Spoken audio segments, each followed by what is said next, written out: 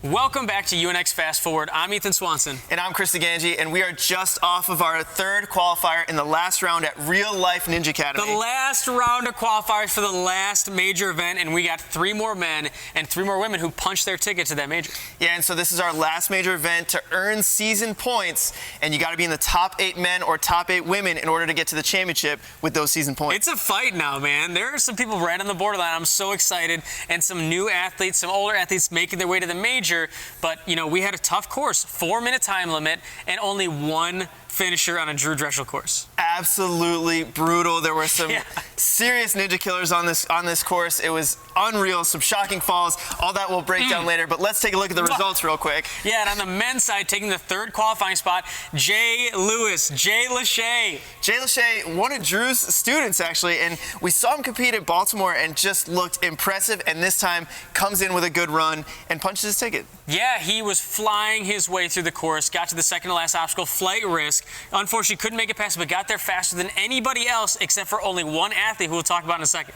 Yeah, and Lucas Real taking that 2nd place spot, getting through the flight risk, just couldn't get up the 18-footer. No. So close to being our 2nd finisher, but kind of ran out of time. Yeah, he was short on time there and was forced to go. I love what we saw is, you know, just breathing heavy and has to go up the wall and missed it by like inches. It was so close. Yeah, it was so close. And then our only finisher, Adam Burnett, Adam Latz. Adam Latz. He's called Adam Latz because the dude is jacked. And when I say the dude is jacked, he's a young kid, you know, but he on the course showed that he, you know, was #1 that day over a ton of experienced veterans, young and old. Adam Burnett was the only one to break through. Yeah, and I mean, he did so in very impressive fashion, had a really fast run up until that point, and just huge run. Well, crazy thing is, once he cleared the dynamite pegs, after every single obstacle, he was on a faster pace than any other athlete at every single point, which is like, not only did he get through obstacles that nobody else did, but he did it faster than anyone else in the competition. That's pretty amazing. I mean, it was very impressive, and I got to say my favorite part of his run was his dismount on the flight risk. I have no idea how he did that still. Like, now thinking about it, it looked like a 10-foot launch to him, and it's like a 50-foot launch. It was awesome. It was great. That was so awesome, and it was a great competition on the men's side. On the women's side, a really tough competition.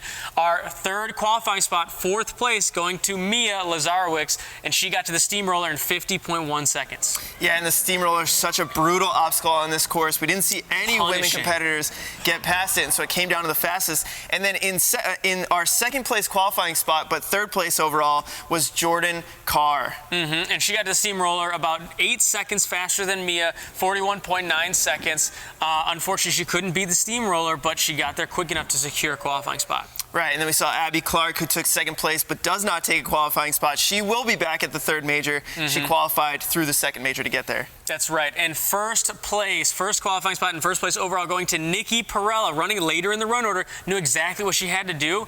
And, you know, she went out on the steamroller also, but she actually, I think, was the closest out of any of the women's athletes to beat that obstacle. Yeah, I like the first couple steps she took on it. I thought this would be the one to break through, but unfortunately didn't get through it. But honestly, it took 1st place, and now she's coming back to the major. We saw her at the 1st major, and now she has a chance to get some more points. Right, and she's sitting in 19th place in the season. Jordan Carr, another athlete who punched her ticket back. She's sitting 11th place in the season. That's really big for Jordan and Nikki, potentially being able to earn a top 8 spot in this 3rd major. Yeah, I mean, I think this is huge for Jordan, especially, I mean, she did have a good performance at the 2nd major, and I think there's some momentum there coming into this one. Yeah, I certainly hope so. It's going to be exciting to watch. But, you know, those are our successes, and unfortunately, we had some athletes that just fell short in our close calls, first of which, Joe Meisner.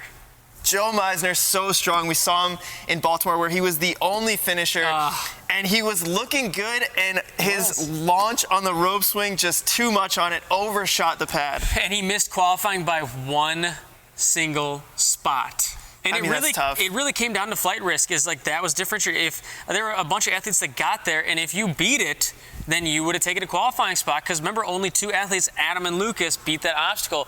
Another athlete missed out by 2 qualifying spots, Luke Dillon, and he was so close on that dismount, just a little too much, and was off axis and couldn't make the dismount. Right, you had the dismount was planned purposefully to make sure the athlete showed control, and you could see he came in, landed 2 feet on the pad, but just his momentum carried him off onto a section of the course that you could not go onto. Heartbreak because he was looking so good. Yeah, and then 2 more athletes also being taken out by flight risk. Joe Moravsky, and he just coming in a little bit short actually on flight risk, and you know the first athlete to get there, Thomas Stillings, couldn't hit the dismount, and if either of them once again would have completed that obstacle, doesn't matter if they would have gotten up the wall, they would have taken a qualifying spot.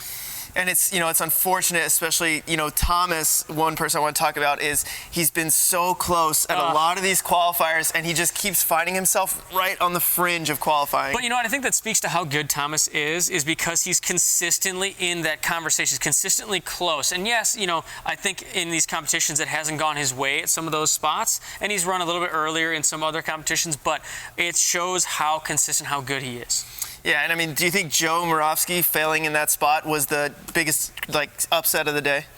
Definitely not. Honestly, there's some athletes, we're going to get into our shocking falls in a second, but, Joe, I talked to him afterwards, and I was like, what happened? He's like, I fell on a rope swing. And he's like, and yeah, it's a rope swing when you pull it down. It's a huge rope swing. Huge rope swing. It's a huge, and that launch is from the point that you let go of the rope, it's another 15 feet to a very small platform. That is a really precise and difficult dismount. I don't know how often you guys do rope swings of that magnitude. Big? Never, but it's awesome. I don't. It's awesome, but we have one more close call, and it's unfortunately Casey Rothschild missed out qualifying by 1 spot, but really the really tough part about this is on monster jump, she looked like she was fine, you just put her hand down, and you can't use your arms on monster jump.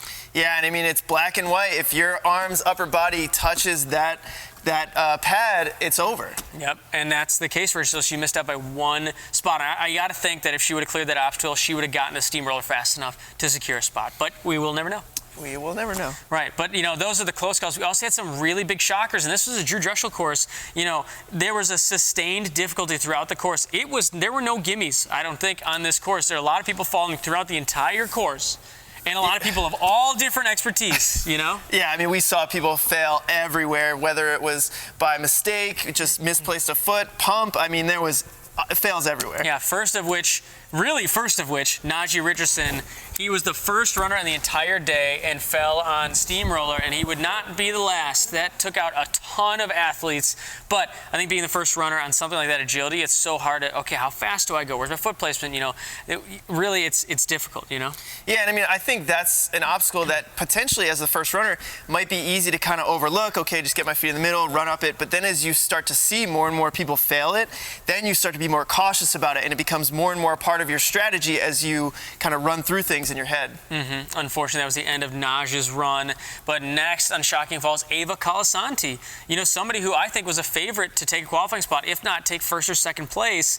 And, once again, we saw with Casey Rothschild on the monster jump, just tapping her hand, and that's the end of her run. And it was just barely, and I agree with you, I think definitely a favorite to take a top 3 spot, and just really unfortunate when her hand came down and she knew it right away. Mm-hmm. I think one of the biggest shocking falls is Connor Galvin falling on where he fell, on the sinking spider. And I think it's just, it starts to bow out, and it's something that you take for granted. It's earlier in the course, and he just was looking forward to the next obstacle and slid down, and that was it. Well, yeah, it's definitely a lesson of there is nothing that you can overlook on an obstacle course. I mean, the jumping spider, that kind of motion is something that these athletes have probably done over and over again. It's kind of second nature at this point, but at the same time, you can't overlook it. Right, and I like the twist that Drew put on it, where it's the sinking spider, it bows out at the bottom, because it does change up. And obstacles like, okay, it's a jumping spider. You're right, I've done this a million times. But now that little difference, will take out somebody like Connor Galvin.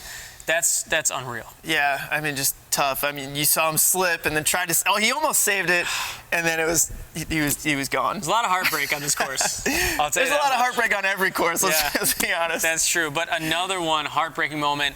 Alessandro Murto falling on the first obstacle, almost getting the dismount, but just coming up a little bit short. So close, and she just fell back. But she qualified for her first major, and she did so in pretty impressive fashion. Yeah. And I definitely expected her to do pretty well at this competition. Yeah, she wowed me, I think both of us, and a lot of people at alternate routes, breaking through where a lot of other women's athletes did not, and unfortunate to see her go out on the first obstacle. Yeah, but ton of people fall on the first obstacle all the time. Not something that's, should deter anybody. But, especially this first obstacle was pretty tough too. This one was brutal. But another humongous name athlete, such a shocking fall, Dave Kavanaugh.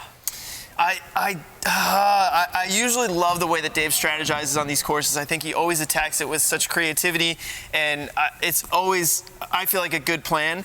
And this was one where I didn't necessarily agree. He went a little too slow, and it's just too much time on each one of the rollers to give it time to spin. Yeah, I agree with you there, and it's just tough to see Dave go out at that spot. Another athlete, though, Aiden Wood, who's actually looking like he was going to take a qualifying spot, but then falling on the dismount from the Viking ship to the cargo net. Humongous shock, and it's tough. He must have missed a hand and just got ripped off. Yeah, I mean, cargo nets are so tricky, and I have a lot of experience dealing with people who have failed cargo nets before. Oh, God. But sorry, Jesse. But no, I mean, it's so tough. Like, if you just miss a hand, you're coming in fast, and it could be the end if your hands aren't in the right spot. Mm-hmm. I mean, there were a lot of shocking falls at this competition. Let's be real. But that's what's going to happen on a Drew Dressel course, and with this level of athlete, people are going to fall all over the place. But, I mean, it was an amazing course. There's so much action we can't even talk about today. We're going to talk about next time in UNX Fast Forward. We go about ninja killers and obstacle highlights and some stats from the course. And that's, next time on Fast Forward. I think it's going to be pretty obvious which ones were the ninja killers. But so we're going to unpack all that for you guys. So make sure you guys tune in. I'm Chris DeGangi. I'm Ethan Swanson. We will see you guys next time on UNX Fast Forward.